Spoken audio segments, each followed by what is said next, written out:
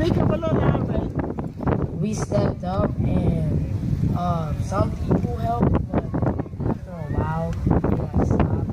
But Cassandra, she stayed with us, and like there was people on our football bus, and I was like the only. Me and this other kid were the only two black kids on the back of the bus, and some kid told us that we should be home.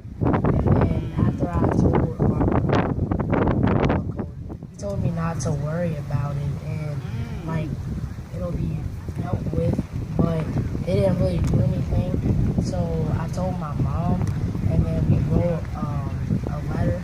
So because she was in training and she wanted to know what happened, so I wrote it down, and then I guess she like posted it on Facebook, and then people started sharing it, and then after that, people at my school started saying that we sent it to the news for like more attention, but we didn't send it to the news. It just got passed around, and then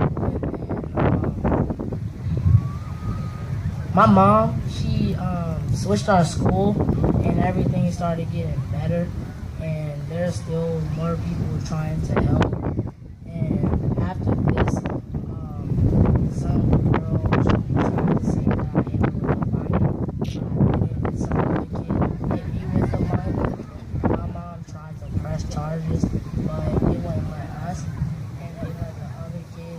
So now we have to deal with court and everything, and it's just like a lot of time out of the day. It's just a lot.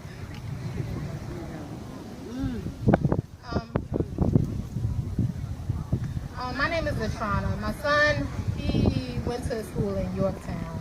And ever since we moved to a different area of Yorktown that had, I guess, higher paying jobs, different economics, he started facing racism. We brought it to the school's attention. Nothing was done about it.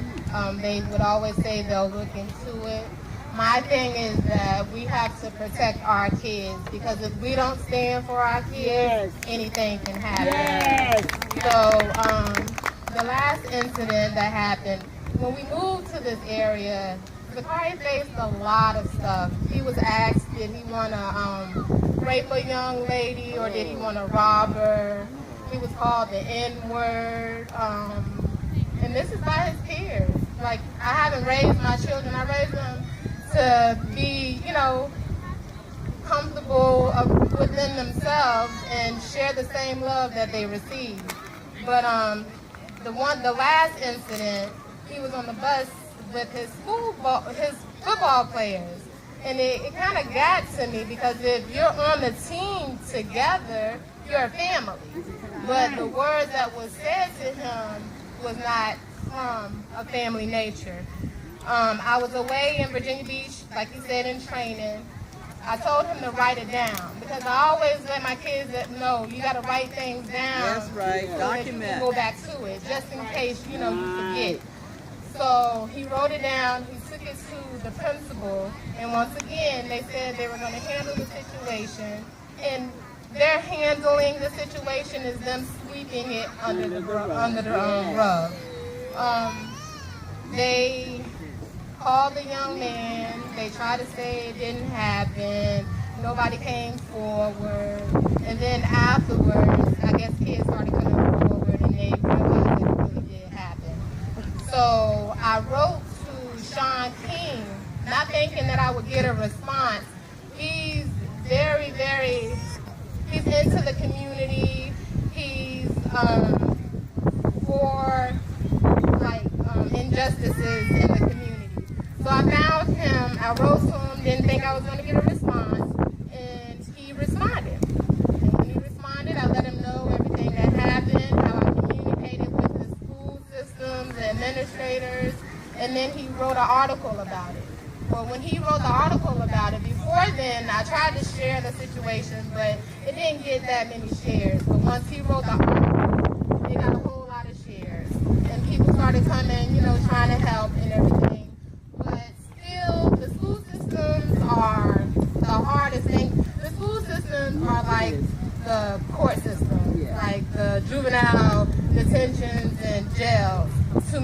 from what I've experienced. Because my son, like Ms. Shadra said, he's never been in trouble, good kid, friendly with everybody. And once his story made national news, it was like he was targeted more instead of less. So they kept messing with him. They walk around the school chanting 1, 2, 3, 4, look at that N at the door. Like, these are the normal things that they would say at the middle school. So I decided to take him from the school, and before I could get him out of the school, he had a situation that happened in band class, and someone was putting cotton in his hair. Now, mind you, after the national news came forward, he, started receiving a lot of bad attention. So people were messing with him from, just different people. So in band class, he decided to stand up for himself. And someone's like, well, why would you get mad? Didn't your ancestors used to pick cotton? Well, I teach my children not to fight, and I try to teach them, to go about handling things in a different way, because already they're going to be judged in my eyes. So it happened in band class, and he put a binder over a young lady's head, and a boy hit him in the back of the head with a binder. So the boy got pushed into the wall. Now Zakaria is having to go through the juvenile system. Never been in trouble before, but since he didn't show the same, what did they say? The same reaction, like since he didn't, I guess, hit the boy with a binder, it wasn't equal or whatever, he's being charged for assault. And I think it's not fair, and I just think that we really need to stand up for our children, and no matter what, no matter how hard it is, just, take up for your children, because you really don't know what they're going through. What do you need from us? Yes.